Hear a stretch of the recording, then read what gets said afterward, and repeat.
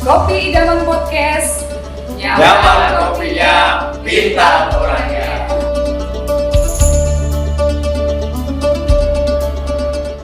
Assalamualaikum warahmatullahi wabarakatuh. Apa kabar sana idaman segalanya? Jumpa lagi dengan saya Tina Alvara di Kopi Idaman Podcast, konten obrolan pintar idaman Dinas Pendidikan dan Kebudayaan Kabupaten Kutai Kartanegara. Hadir di tahun 2025 ini kita akan membahas mengenai objek cagar budaya. Haruskah dilestarikan atau mungkin dimusnahkan? Hadir bersama saya narasumber yang luar biasa pada hari ini, yaitu Bapak Muhammad Saidar SEMM. Beliau merupakan pamong budaya ahli muda Dinas Pendidikan dan Kebudayaan Kabupaten Kutai Kartanegara. Selamat siang Bapak. Selamat siang. Sehat ya Pak? Alhamdulillah. Alhamdulillah. Juga hadir bersama saya Bapak Hasruliansah Wahyuni SEMM. Beliau merupakan praktisi budaya dari Rumah Budaya Kutai. Gimana kabarnya Babe? Ini biasa manggilnya Babe ya. Gimana kabarnya Be? Alhamdulillah baik. Alhamdulillah luar biasa.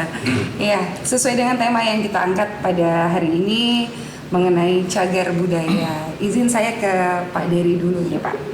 Cagar budaya itu apa sih Pak? Ya, baik, terima kasih Mbak Tina terkait dengan cagar budaya. Ya, cagar budaya itu ialah warisan budaya yang bersifat kebendaan, yang memiliki ya nilai penting bagi sejarah, agama, kemudian bagi kebudayaan maupun ilmu pengetahuan yang berupa yaitu struktur cagar budaya, kemudian benda cagar budaya, kawasan cagar budaya, dan situs cagar budaya. Oke. Apakah ada regulasi mengenai cagar budaya itu sendiri? Iya, baik.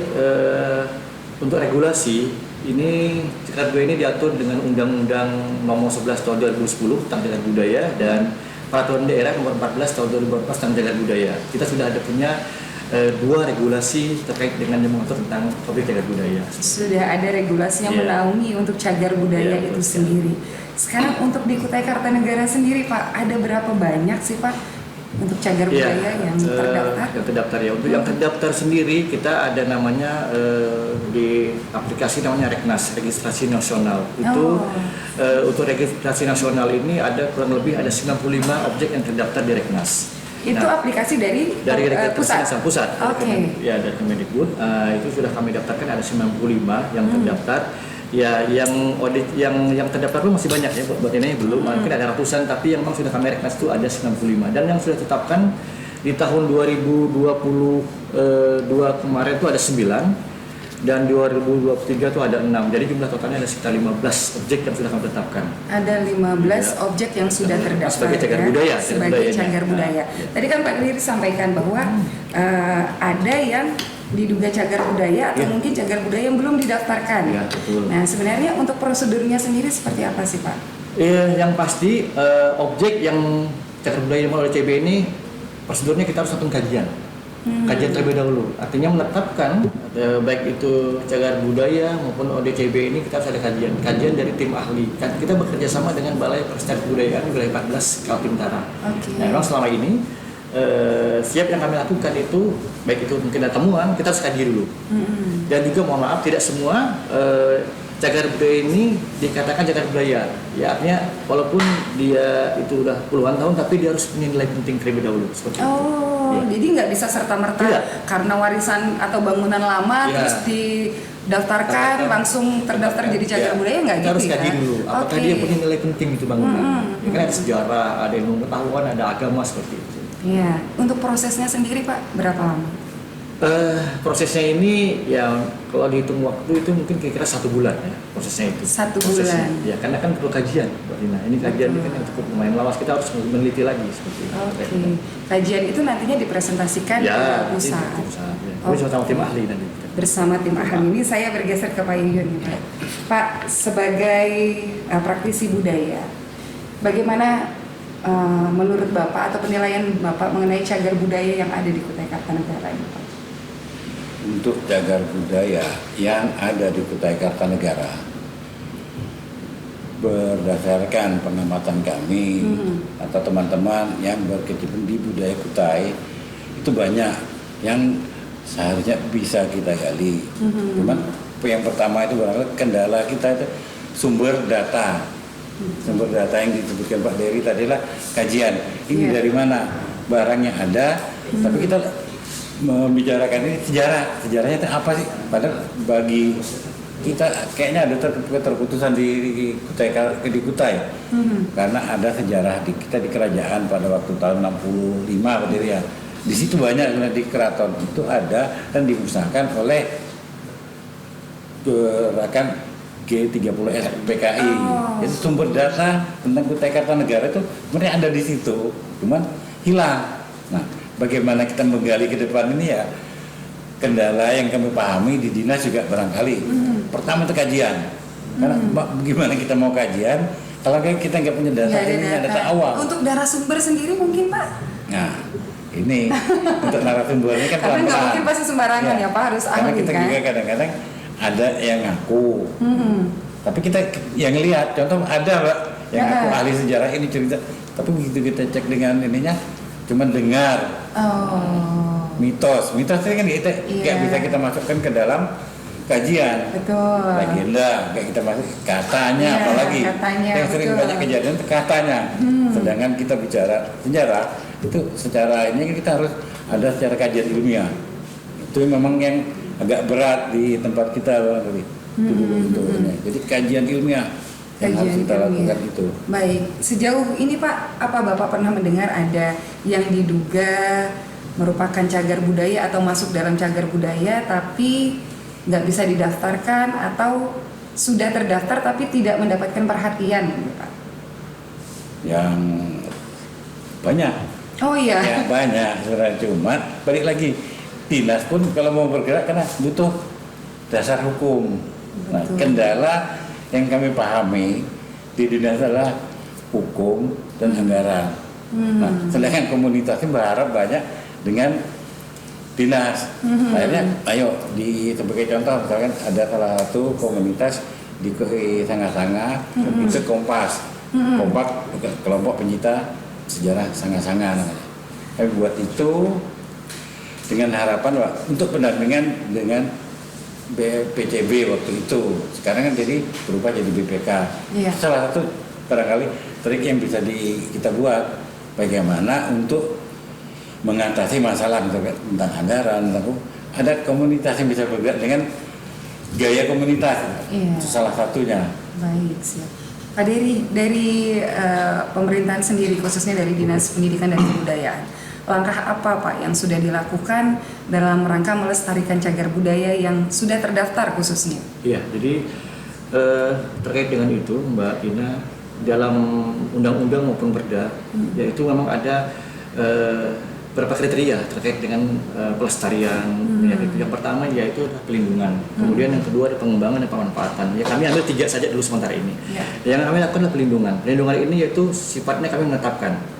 Selain menetapkan juga ada pemeliharaan dan perawatan. Yang pertama kami lakukan penetapan sebagai cagar budaya dahulu. Artinya dia punya status hukum ini berupa SK Bupati. Yang saat ini kami lakukan seperti itu.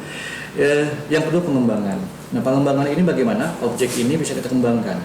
Artinya contohnya saja seperti yang sudah ditetapkan itu seperti di Panji Mendapa. Di Panji Mendapa ini makam Sultan dulu, Aji Panji Mendapa sudah kita masuk cagar budaya dan kita melakukan pengembangan yaitu membuat pendopo di sana untuk berziarah dan memperbaiki cungkupnya. Jadi sudah, nah itu pengembangan kalian sudah tetapkan. Nah, dan juga statusnya sudah milik Dinas Pendidikan Kebudayaan seperti itu yang kita lakukan. Kemudian pemanfaatannya.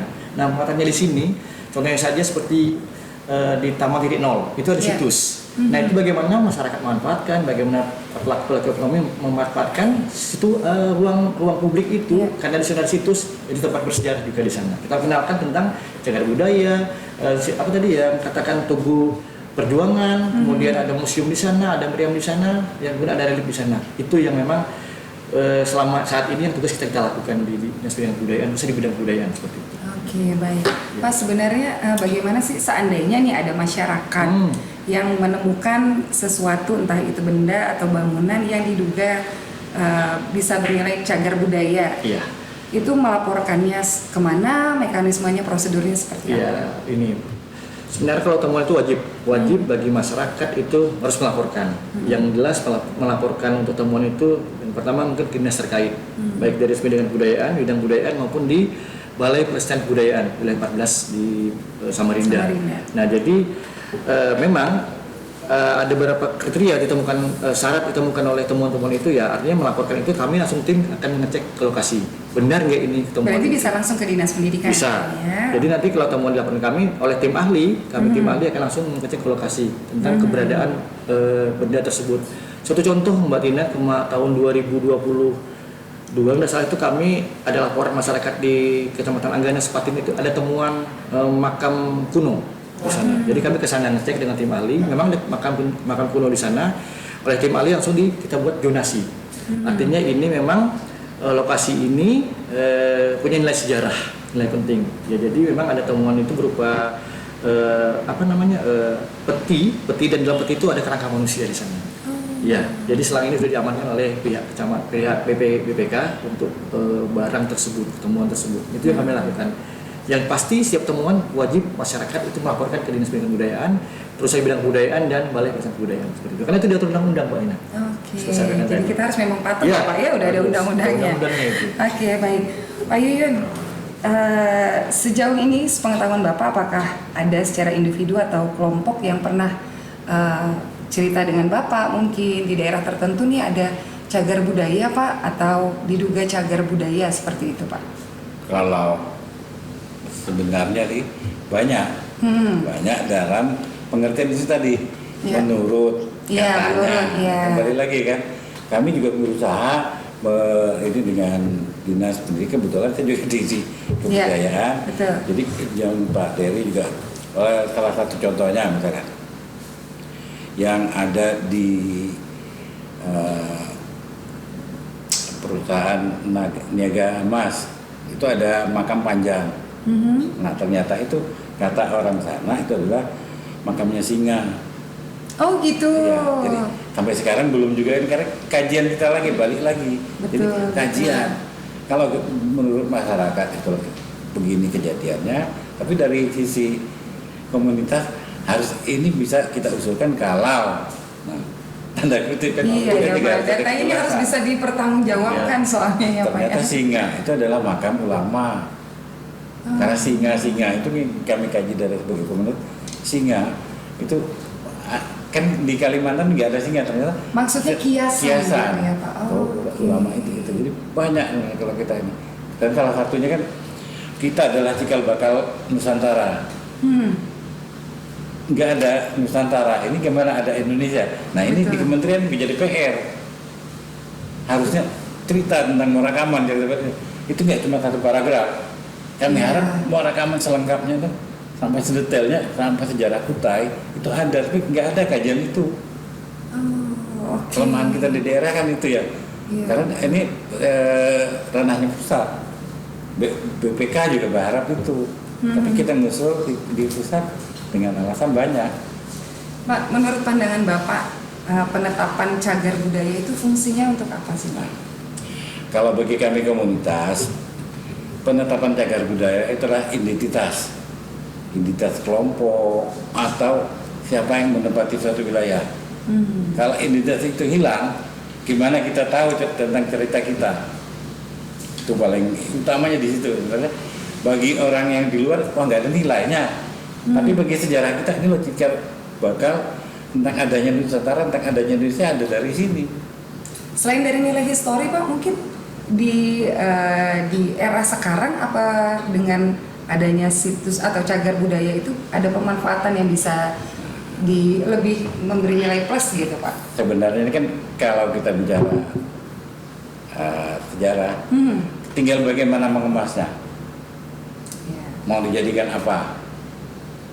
Contoh, bagaimana kita mengemas Kutai sebagai cikal bakal Indonesia adanya di sini pada abad keberapa itu kan sebenarnya kita kemas dengan orang luar haus dengan itu. Cuma bagaimana kembali lagi dinas pendidikan juga gak bisa sendirian.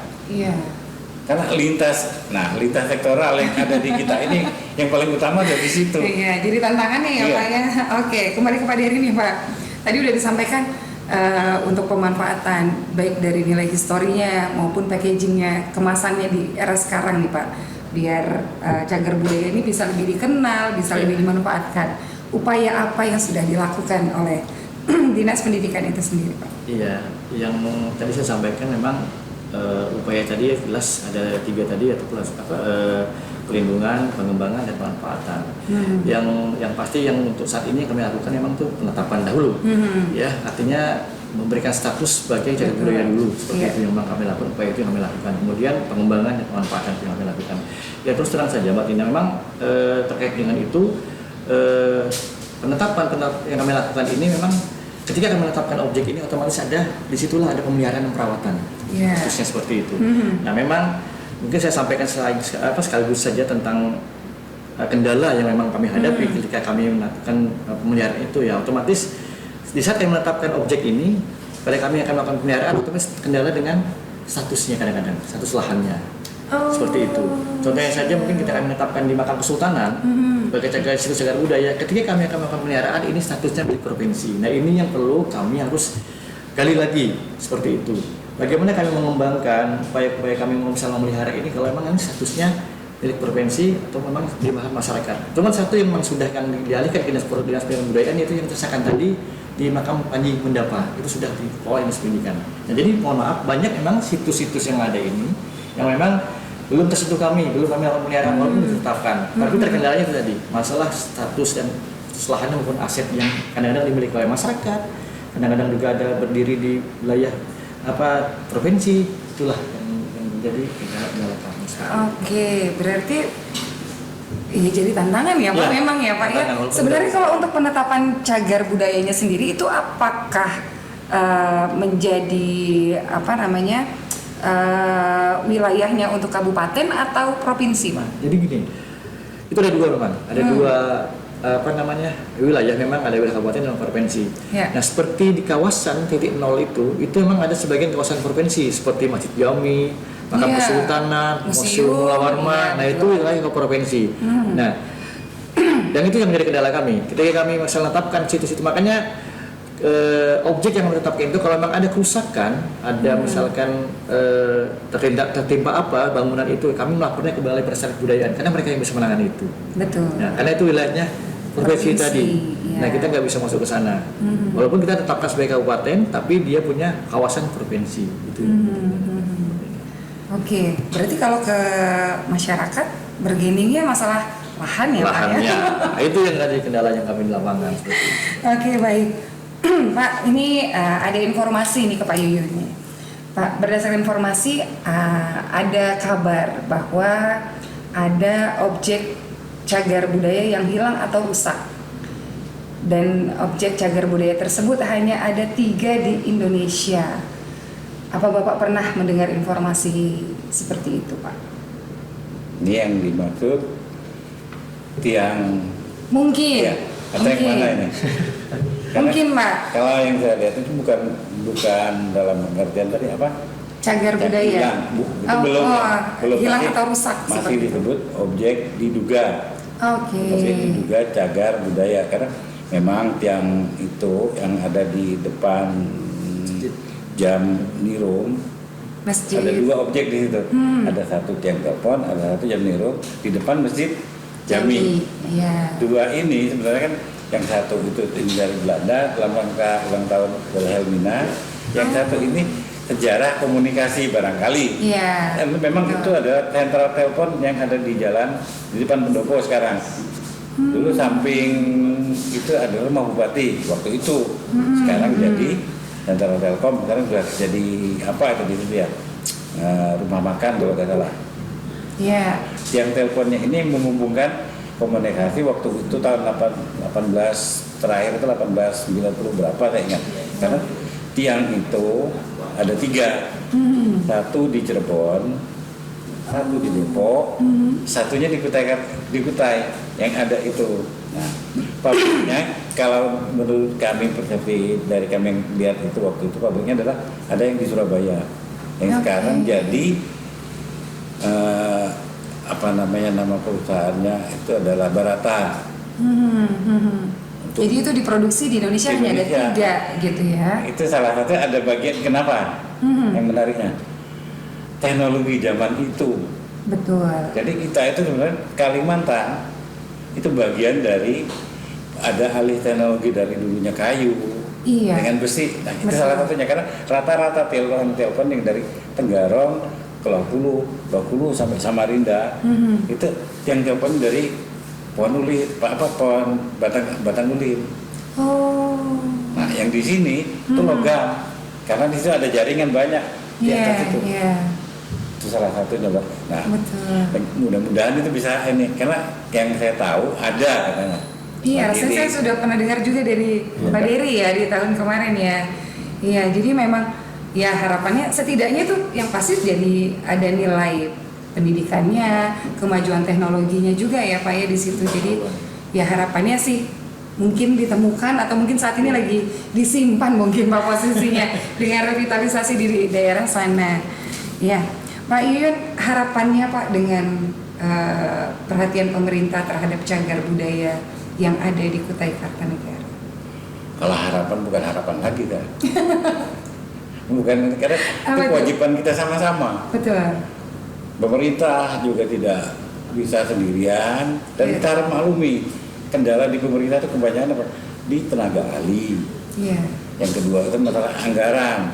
Nah, anggaran bagi kita Indonesia sebenarnya kalau di luar kita ini negara satu-satunya negara adidaya kebudayaan yang nggak bisa dikemas itu oleh bangsa kita sendiri. Kenapa? Nah, mindset sekarang itu kan sebenarnya kalau kita sambungkan antara kebudayaan kita ini diserang dari luar supaya bagaimana orang Indonesia ini menjadi konsumtif.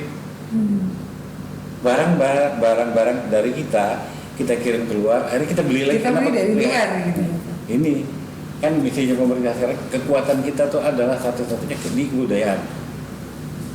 Banyak contoh yang ada di kita tapi orang yang menikmati. Kita hidup di tempat kita karena memang dibuat sekarang zaman kalau kita bilang budaya ini pertahanannya salah satunya kearifan lokal. Tinggal itu kenapa di luar itu nggak punya. Contoh, siapa yang menguasai kopi misalnya? Kita di Amerika nggak ada kebun kopi, tapi kenapa Starbucks bisa menguasai kita? Itu salah satu contoh yang paling gampang. Betul. Minyak sawit, kita punya pohonnya, tapi yang punya pasarnya. Itu jadi memang dibuat. Nah ini strategi pemerintah sekarang ini kan, yang dengan macam-macam lah sekarang ini. Siapa yang bisa kita? Ya kita. Pertahanan terkecil itu adalah dari komunitas, dari RT. Itu yang saya harap. Jadi pemerintah harus kita support. Kasihan ya, apalagi dengan zaman-zaman sekarang kalau kita bicara kan terlalu jauh kan. Betul. Kita patokan kita ya di undang-undang yang 10 OPK itu. 10 objek kemajuan kebudayaan itu salah satu kekuatan kita. Kita kembangkan itu, kita insya Allah Indonesia bisa mandiri. Siap.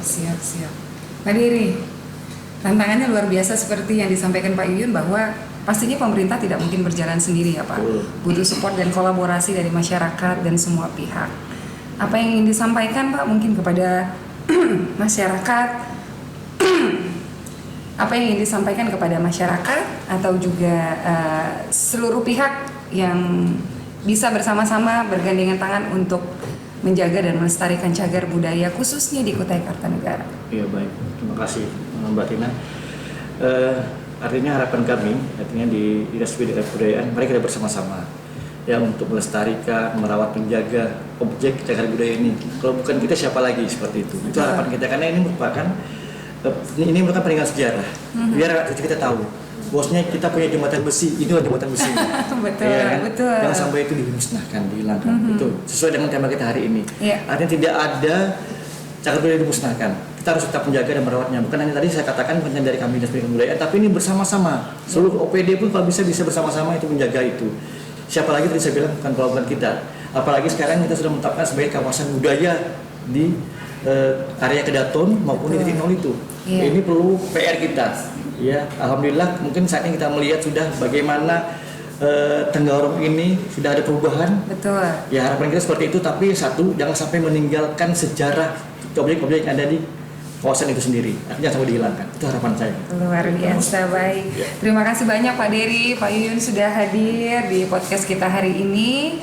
Dan sebelum kita tutup sesi hari ini, saya mau ngajak Pak Dery dan Pak Yuyun, ini ada tagline-nya dari Kopi Idaman Podcast. Kalau saya sebutkan Kopi Idaman Podcast, bisa dijawab nyaman kopinya, pintar orangnya.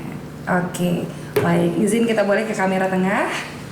Kopi Idaman Podcast, nyaman kopinya, pintar orangnya. Oke, baik, kami ucapkan terima kasih Pak Dery dan juga Pak Yuyun atas kesempatannya hari ini. Semoga apa yang kita share hari ini bisa menjadi wawasan baru buat kita semua dan juga para penonton yang menyaksikan tayangan YouTube kita. Baik, viewers dimanapun berada, demikian tadi obrolan kita di sesi kali ini. Dan saya Tina Alvara pamit undur diri, kami akhiri. Wassalamualaikum warahmatullahi wabarakatuh. Sampai jumpa.